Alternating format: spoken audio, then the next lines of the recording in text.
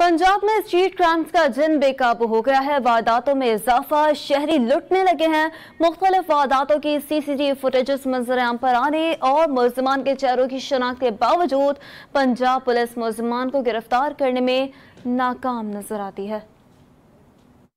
पाकपतन के general bus stand के करीब बेकरी में दो मुसल्लह डाकू घुस आए। डाकू ने बेकरी से हजारों रुपए नकदी और मोबाइल फोन छीन लिए। एक डाकू ने दुकान में मौजूद लोगों को यरगमाल बनाए रखा और दूसरा नकदी लूटता रहा। बेकरी मालिक ने मुजाहमत की तो डाकू ने उसे भी शदीद जख्मी कर दिया। वारदात की सीसीटीवी वीडियो मंजर-ए-आम पर आ गई। गुजरावाला थाना अरूब के इलाका मकीन डाकुओं में गैर महफूज हो गए हैं।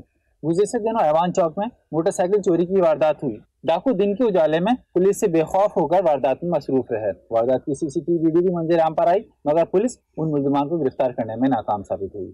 गुजरावाला थाना पीपल्स कॉलोनी के इलाके में शहरी गैर महफूज हो गए हैं। डाकुओं ने खवातीन को भी न छोड़ा।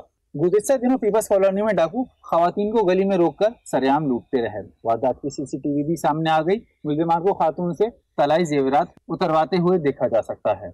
आईजी पंजाब की सूबे में अमन कायम करने के दावे धरे के धरे साबित हुए। शहरी लूट रहे हैं और पुलिस को इसकी कोई फिक्र नहीं।